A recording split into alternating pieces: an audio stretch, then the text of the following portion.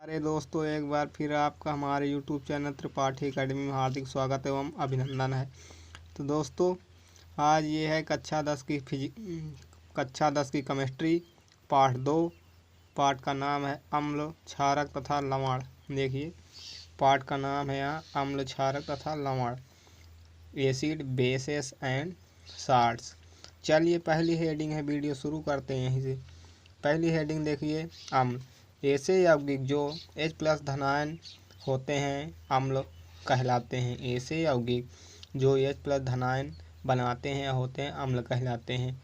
Example देखिए, HCl hydrogen, chlorine, CH3 COOH, एंथेन वाइक अम्ल, इसे एसिटिक अम्ल भी कहते हैं। H2SO4 हाइड्रोजन सल्फेट, एसिटिक अम्ल, इसे सल्फ्यूरिक अम्ल भी कहते हैं। HNO3 नाइट्रिक अम्ल। HCl ये हमारा देखिए क्लोरीन प्लस माइनस में प्लस हाइड्रोजन प्लस में CH3OH, इसका देखिए यहाँ पे विखंडन किया गया जो ऊपर है उसके यह विखंडन किया गया। CH3COO minus plus H plus में हो जाएगा। H2SO4 SO4 minus plus 2H plus में हो जाएगा। HNO3 NO3 minus plus H plus में हो जाएगा। उसके बाद देखिए हमारी कुछ ये हेडिंग है, सल्फ्यूरिक अम्ल को अम्लों का राजा कहा जाता है। सल्फ्यूरिक अम्ल को अम्लों का राजा कहा जाता है क्योंकि ये H+ आयन ज़्यादा देते हैं। नोट, अम्ल का स्वाद खट्टा होता है या नीले लिटमस को लाल कर देता है। दूसरी हेडिंग यहाँ पे देखिए, क्षार, इसको क्या कहते हैं, बेसेस अंग्रेजी में। ऐसे यौगिक जो OH- आयन देते हैं, OH- आयन देते हैं क्षार कहलाते हैं। Example, NaOH sodium hydroxide, KOH potassium hydroxide, NO4OH ammonia hydroxide. Note point है, क्षार का स्वाद सकैला होता है या कड़वा कह सकते हैं, या लाल लिटमस पत्र को नीला कर देता है। आगे देखिए, यहाँ पे तीसरी हेडिंग देखिए, लवण। ऐसे यौगिक जो H+ आयन तथा OH दोनों देते हैं लवण कहलाते हैं। एग्जाम्पल देखिए, NaCl सोडियम क्लोराइड, मोहर साल्ट देखिए, या फिर इसे फिटकरी भी कहते हैं। नहीं, ये दूसरी मोहर साल्ट का सूत्र है। FeSO4 NH4 का होल ट्वाइस, SO2 6H2O फिटकरी का सूत्र, K2SO4 Al2SO4 का होल थ्राइस 0.24H2O। नोट, लवण का नाम नमकीन सॉल्टी होता है। तो देखिए, क्वेश्चन होता है, क्या होता है जब अम्ल किसी धातु से अपक्रिया करता है। तो इसको देखिए, Zn++ 2HCl हाइड्रोलिक अम्ल है ये हमारा अम्ल, तो होगा ZnCl2, zinc chloride plus H2 hydrogen बनेगा। देखिए, अम्ल एवं क्षार के रासायनिक गुण बताइए। सूचक पहला है, किसी रासायनिक अपक्रिया की जो पूर्ण सूचना देता है उसे सूचक कहते हैं। किसी रासायनिक अपक्रिया की जो पूर्ण सूचना देता है उसे सूचक कहते हैं। अम्ल का धातु के साथ रासायनिक अपक्रिया बताइए। जब धातु अम्ल से अपक्रिया करता है तो लवण तथा हाइड्रोजन गैस प्राप्त होती है। जब धातु अम्ल से अपक्रिया करता है तो लवण तथा हाइड्रोजन गैस प्राप्त होती है। समान अपक्रिया, धातु प्लस अम्ल, धात्विक लवण प्लस हाइड्रोजन मुक्त होगा इसमें। एग्जाम्पल देखिए, Zn+HCl ZnCl2 plus H2, Zn+H2SO4 ZnSO4 plus H2, hydrogen gas मुक्त हो रही है। Zn+CH3COOH ZnCH3COO का होल ट्वाइस प्लस H2। आगे देखिए यहाँ पे उदासीनीकरण अपक्रिया, ऐसी क्रिया जिसमें अम्ल क्षार से अपक्रिया करके लवण तथा जल बनाते उदासीनी अपक्रिया कहलाती है। ऐसी अपक्रिया जिसमें अम्ल क्षार से अपक्रिया करके लवण तथा जल बनाते हैं, इसे उदासीनीकरण अपक्रिया कहते हैं। देखिए, छठवां पॉइंट है, सभी क्षार क्षारक होते हैं परंतु सभी क्षारक क्षार नहीं होते। क्यों? क्वेश्चन हमारा, सभी क्षार क्षारक होते हैं परंतु सभी क्षार क्षारक नहीं होते। क्यों? सभी क्षारक क्षार नहीं होते क्योंकि वह OH- देते हैं, OH- नहीं देते हैं। सभी क्षारक क्षार नहीं होते क्योंकि वह OH- नहीं देते हैं। सातवीं पॉइंट हमारा, अम्लों के साथ धात्विक ऑक्साइडों की अपक्रिया कराइए। ऐसी क्रिया जिसमें अम्ल धातु ऑक्साइड के साथ अपक्रिया करके लवण तथा जल बनाते हैं धात्विक ऑक्साइड कहलाते हैं। समान अपक्रिया, अम्ल प्लस धातु ऑक्साइड लवण प्लस जल बनेगा। इसको याद कर लीजिए, पेपर में जरूर आता है। जब हमारे अम्ल प्लस धातु ऑक्साइड जुड़ेगा तो लवण प्लस जल बनेगा। एग्जाम्पल देख लिए, MgO प्लस 2HCl यहाँ पे देखिए Mg का यहाँ प्लस O का माइनस 2HCl MgCl2 बाहर बाहर हो जाएगा, अंदर अंदर हो जाएगा H2O CuO plus HCl CuCl2 plus H2O Na2O plus H2SO4 Na2SO4 H2O ZnO plus HCl ZnCl2SO ZnCl2 H2O Mg plus CH3COOH MgCH3COO का होल टाइप H2O। देखिए यहाँ पे हेडिंग आए धातु किसे कहते हैं। ऐसे तत्व जो इलेक्ट्रॉन त्याग करके धनात्मक बनाते हैं उसे धातु कहते हैं। ऐसे तत्व जो इलेक्ट्रॉन त्याग करके धनात्मक बनाते हैं उसे धातु कहते हैं। अधातु ऐसे तत्व जो इलेक्ट्रॉन ग्रहण करके ऋणात्मक बनाते हैं उसे अधातु कहते हैं। ऐसे तत्व जो इलेक्ट्रॉन ग्रहण करके ऋणात्मक बनाते हैं उसे अधातु कहते हैं। उपधातु ऐसे धातु जो धातु और अधातु दोनों के गुण पाए जाते हैं। ऐसे धातु जिनमें धातु और अधातु दोनों के गुण पाए जाते हैं उपधातु कहलाते हैं। इसका आप लोग स्क्रीनशॉट मान लिया कर लीजिए, पूरा हो जाया करे मतलब एक पेज। तो आगे चलते आगे देखिए यहाँ पर धातु के एग्जाम्पल सोडियम मैग्नीशियम कॉपर इत्यादि। अधातु के क्लोरीन सल्फर नाइट्रोजन इत्यादि। उपधातु के एंटीमनी Sb एंटीमनी इसका सूचक होता है Sb। अब देखिए 11 नंबर जलीय विलयन में अम्ल या क्षारक। अम्ल एवं क्षार जल में अपक्रिया करके प्रायः हाइड्रोनियम आयन बनाते हैं। Note H2O plus H plus ion अम्ल जब क्रियाएंगे H3O प्लस बनेगा, नवजात हाइड्रोजन है ये हमारा। उसके बाद हाइड्रोजन आयन इसमें बनेगा। नीचे देखिए H2O प्लस माइनस प्लस ये प्लस क्लोरीन माइनस में H3O प्लस Cl माइनस जल हाइड्रोकोलिकम हाइड्रोनियम आयन। अब देखिए बराबर अनुकरण। जब जल में अम्ल या क्षारक मिलते हैं तो आयन सांद्रता जब जल में अम्ल या क्षारक मिलते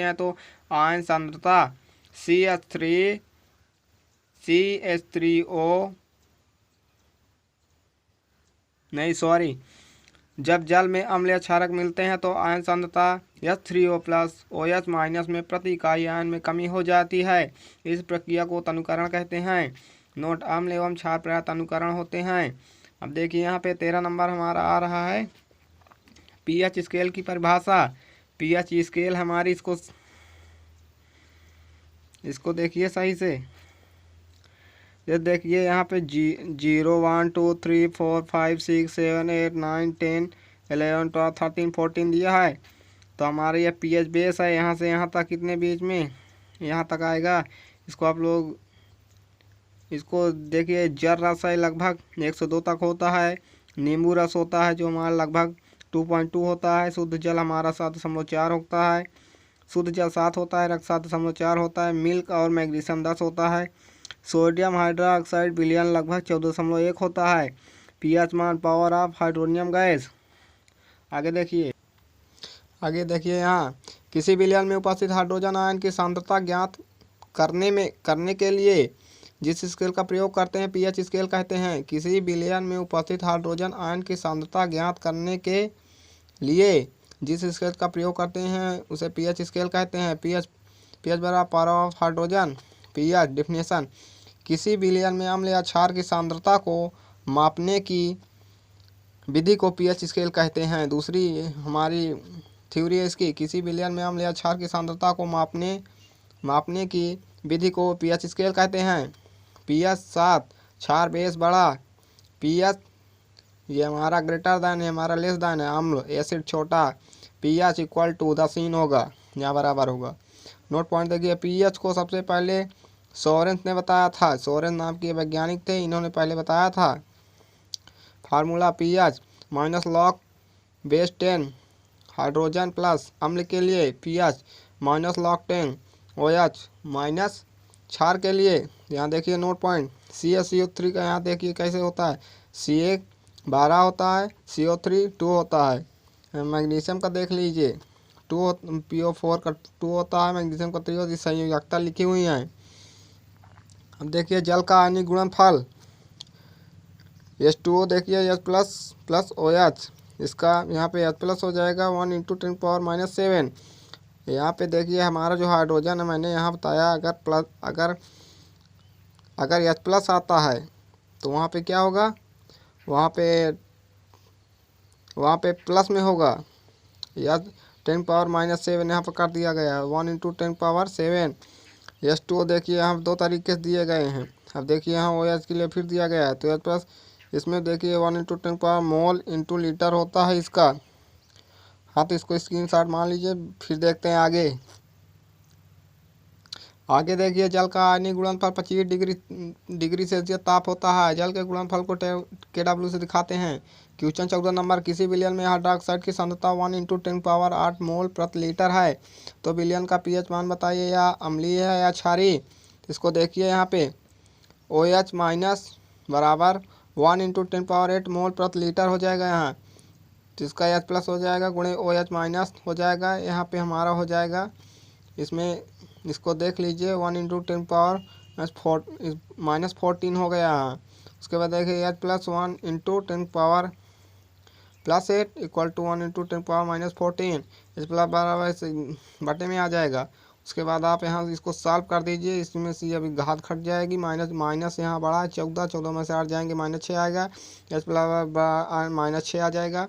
उसके बाद देखिए pH 10 बराबर यहाँ 10 के बेस कट जाएगा। यहाँ जब इसको 75 करेंगे तो H प्लस में आ जाएगा। pH 6 किलोवाट आ जाएगा। यहाँ यह अम्लीय है।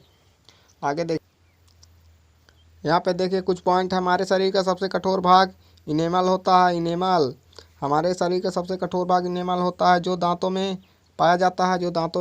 हमारे शरीर का सबसे कठोर भाग इनेमल होता है, जो दांतों में पाया जाता है। दूसरा पॉइंट यहाँ देखिए, अमाशय शरीर के अंदर अम्ल हाइड्रोक्लोरिक अम्ल पाया जाता है। जो हमारा अमाशय होता है शरीर के अंदर, उसमें हाइड्रोक्लोरिक अम्ल पाया जाता है। रक्त का pH मान 7.4 होता है। लार का pH मान 6 से 6.5 होता है। दूध में पानी 87% मात्रा होती है। आगे देखिए, दैनिक जीवन में pH का मान। पहला, शरीर में 7 से 7.5 तक काम करता है। जीवित प्राणी केवल संकीर्ण pH परास से जीवित रह सकता है। अच्छी उपज के लिए विशिष्ट pH परास की आवश्यकता होती है। पाचन तंत्र का pH मान हमारे शरीर में पाया जाता है। हाइड्रोक्लोरिक अम्ल की मात्रा बढ़ती है। उधर पेट में दर्द एवं जलन का अनुभव होता है तथा इसे दर्द से मुक्त के लिए एसिड का उपयोग करते हैं। ये जैसे पाचन तंत्र का pH मान हमारे शरीर में पाया जाता है। हाइड्रोक्लोरिक अम्ल की मात्रा बढ़ती है तो हमारे पेट में दर्द होता है का अनुभव होता है तथा इसको दूर करने के लिए हम एसिड अम्ल का उपयोग करते हैं। पांचवा देखिए, pH परिवर्तन के कारण दंत क्षय होता है। मुंह में pH का मान 5.5 से कम होने पर दांतों का क्षय प्रारंभ हो जाता है। अगले पॉइंट देखिए, दांतों का इनेमल कैल्शियम हाइड्रोक्साइड CaOH का होल टाइज कैल्शियम हाइड्रोक्साइड एपेटाइट से बना होता है। दूसरा पॉइंट देखिए, प्रबल अम्ल और प्रबल क्षार से साधारण नमक बनता है, यानी Cl साधारण नमक का नाम। लवण का pH 7 होता है। लवण का pH मान यहाँ देखिए, साधारण नमक का बनना समान अपक्रिया, प्रबल अम्ल प्लस प्रबल क्षार, लवण प्लस जल, strong acid plus strong base, salt plus H2O। इसको देखिए यहाँ, साधारण नमक रसायनों का कच्चा पदार्थ, सोडियम हाइड्रोक्साइड यानी OH खाने का सोडा, बेकिंग सोडा यानी SCO3 धावन सोडा, सोडियम कार्बोनेट यानी 2CO3 10H2 खाने वाला सोडा। आठवां देखिए, क्लोर क्षार प्रक्रिया। सोडियम क्लोराइड के जलीय विलयन से विद्युत प्रवाहित करने पर यह वियोजित होकर सोडियम हाइड्रोक्साइड उत्पन्न करता है। इस प्रक्रिया को क्लोर क्षार प्रक्रिया कहते हैं। फिर से समझिए, क्लोर क्षार प्रक्रिया क्या है। सोडियम क्लोराइड के जलीय विलयन से विद्युत प्रवाहित करने पर यह वियोजित होकर सोडियम हाइड्रोक्साइड उत्पन्न करता है। इस प्रक्रिया को क्लोर क्षार प्रक्रिया कहते हैं। स्क्रीनशॉट इसका ले लीजिए, पूरा दिखाई दे रहा है। आगे देखिए, यहाँ पे एग्जाम्पल दिया है साधारण नमक बनाने के plus H2O, sodium hydroxide plus Cl2 plus H2। यहाँ पे देखिए, हमारे डोम बना नमक का घोल यहाँ से इधर जाता है। क्लोर क्षार अपक्रिया ये हमारी, यहाँ नमक के साथ इसका घोल होता है। यहाँ पे हमारे यहाँ NaOH प्लस Cl2H2 बनता है। हाइड्रोजन गैस यहाँ मुक्त होती है। यहाँ पे लिक्विड होता है, यहाँ पे सॉल्ट होता है, यहाँ पे क्लोरीन गैस होती है। जब इसमें आती है तो CnACl प्लस H2 बनता है। यहाँ से आती है, उसके बाद इसमें इसको मिलाया जाता है तो हमारी हाइड्रोजन गैस में मुक्त होती है, क्लोरीन इसमें मुक्त होती है। इसको दिया विरंजक चूर्ण, ब्लीचिंग पाउडर, रासायनिक नाम कैल्शियम ऑक्सीक्लोराइड, रासायनिक सूत्र CaOCl2। इसका द्रव्यमान भार देखिए CaOCl2, सी का हमारा क्या होता है 40, ऑक्सीजन का 16 होता है, क्लोरीन का क्या होता है, क्लोरीन का 3.5। देखिए 40 गुणे 1 धन 16 गुणे 1, क्लोरीन 2 बार है तो 30.5 गुणे 2, 40 धन 16, यहाँ पे हमारा क्या हो जाएगा बताइए 7 हो जाएगा, 7 अंक के बाद दशमलव लगेगा तो 1063 आ जाएगा। अब देखिए यहाँ पे विरंजक चूर्ण बनाने की विधि। सूक्ष्म से बुझा चूना, सूक्ष्म से बुझा चूना चूने में क्लोरीन गैस प्रवाहित करने पर विरंजक चूर्ण बनता है। सूक्ष्म से बुझा चूना चूने में क्लोरीन गैस प्रवाहित करने पर विरंजक चूर्ण बनता है।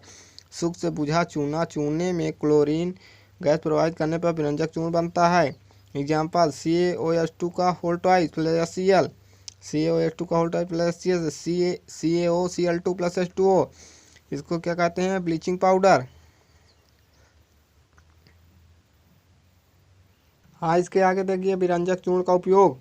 पहले देखेंगे इसका उपयोग पीने वाले जल से मुक्त करने के लिए, इसका उपयोग पीने वाले जल से जीवाणुओं को मुक्त करने के लिए प्रयोग किया जाता है। विरंजक चूर्ण का उपयोग, इसका उपयोग पीने वाले पानी से जलीय जीवाणुओं से मुक्त करने के लिए इसका प्रयोग किया। नोट, कीटाणुनाशक के रूप में किया जाता है। इसका उपयोग वस्त्र उद्योग में सूती एवं नीलेन के विरंजन के, कागज की फैक्ट्री में, लकड़ी में, मज्जा में विरंजन के लिए किया जाता है। तीसरा उपयोग इसका देखिए, इसका उपयोग रासायनिक उद्योग में उपचायक के रूप में किया जाता है। इसका उपयोग रासायनिक उपयोग में अपचायक के रूप में किया जाता है। अब देखिए यहाँ NCERT अभ्यास के प्रश्न आए हैं। कोई विलयन लाल लिटमस को नीला कर देता है, इसका pH मान संभवतः क्या होगा। इसका pH मान अगर कोई पूछे कोई विलयन लाल लिटमस को लाल कर देता है, इसका pH मान संभवतः क्या होगा, इसका pH मान 10 होगा। दूसरा देखिए, कोई विलयन अंडे से पिसे हुए कवच में अपक्रिया कर एक गैस उत्पन्न करता है तो चूने के पानी को दूधिया कर देता है। इस विलयन में क्या होता है, HCl हाइड्रोक्लोरिक अम्ल इसमें होता है। इसको देखिए तीसरा NaOH का 10 मिलीलीटर विलयन HCl के 8 मिलीलीटर विलयन से पूर्णतः उदासीन हो जाता है। यदि हम NaOH के उसी विलयन का 20 मिलीलीटर ले तो उदासीन करके HCl के उसी विलयन की मात्रा कितनी आवश्यकता होगी, 16 मिलीलीटर।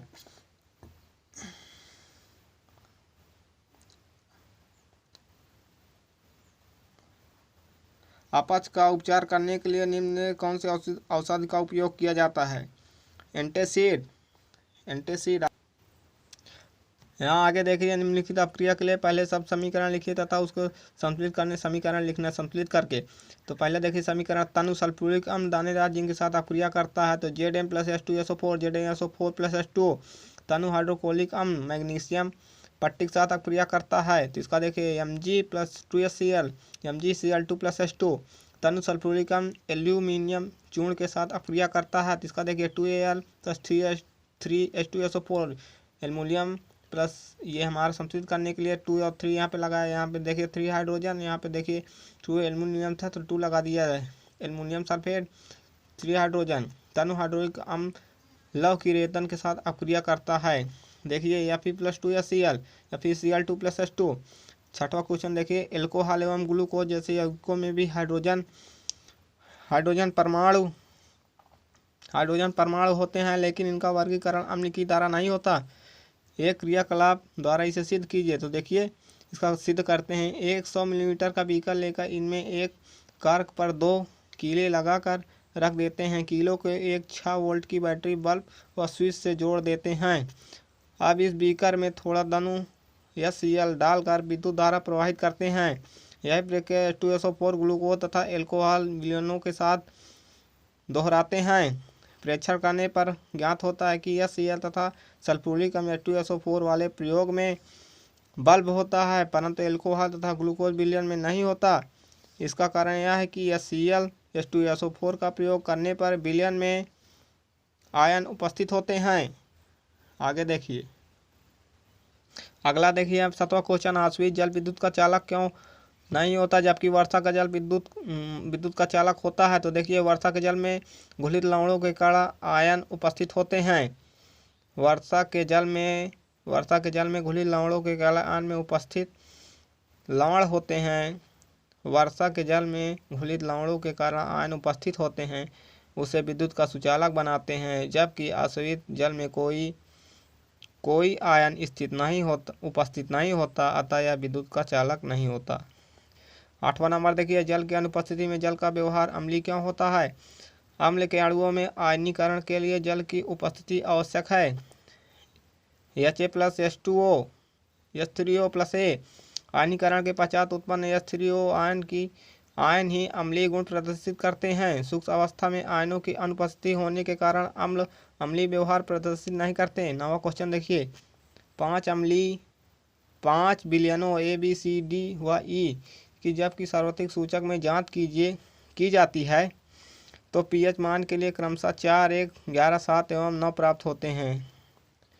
कौन सा विलयन pH के मानों को हाइड्रोजन आयन की सांद्रता के आरोही क्रम में व्यवस्थित करता है? तो देखिए अम्लीय विलयनों का pH मान 7 से कम होता है, जबकि क्षारकीय विलयन का मान 7 से अधिक होता है। अम्ल का जो हमारा pH मान होता है 7 से कम होता है और जो क्षार का होता है 7 से अधिक होता है। उदासीन विलयन का pH मान 7 होता है, तो D उदासीन है तो इसका pH मान 7 हो जाएगा। C प्रबल क्षारीय है तो इसका 11 हो जाएगा।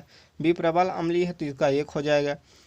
A दुर्बल अम्लीय है तो इसका 4 हो जाएगा। E दुर्बल क्षारीय तो इसका pH मान 9 हो जाएगा। तो देखिए किसी विलयन का pH मान जितना कम होगा उसमें हाइड्रोजन प्लस आयनों आगे दे किसी विलयन का pH मान जितना कम होगा उसे H प्लस आयनों की सांद्रता उतनी ही अधिक होगी। विलयन C, E, D, A, B, C से बड़ा E है, E से बड़ा D है, D से बड़ा A है, A से बड़ा B है।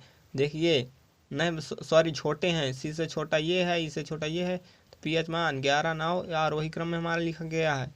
देखिए 10वां नंबर, परख नली A एवं B में समान लंबाई की मैग्नीशियम की पट्टी लीजिए। परख नली में A हाइड्रोक्लोरिक अम्ल या Cl तथा परख नली B में एसिड अम्ल या CH3COO डालिए। दोनों अम्लों की मात्रा तथा सांद्रता समान है। किस परख नली में अधिक तेजी से बुदबुदाहट होती है क्यों? हाइड्रोक्लोरिक अम्ल या Cl एसिटिक अम्ल CH3COOH की अपेक्षा अधिक प्रबल अम्ल, अतः यह Cl द्वारा उत्पन्न H+AA आयनों की संख्या एसिटिक अम्ल की अपेक्षा अधिक होगी, अतः यह सेल की अपक्रिया मैग्नीशियम के साथ अधिक तीव्रता से व तेजी से बुदबुदाहट के साथ H2 गैस उत्पन्न करेगी। इसका एग्जाम्पल देखिए, Mg+2Cl MgCl2+H2 त्रिभ होगा। Mg+2 CH3COOH CH3COO whole twice Mg+H2 मंद होगा इसमें। 11वां नंबर, ताजे दूध के pH मान 6 होता है, दही बन जाने पर इसके pH मान में क्या परिवर्तन होता है? उत्तर समझाइए। जब दूध से दही का निर्माण होता है तो दूध में उपस्थित शर्करा लैक्टोज लैक्टिक अम्ल में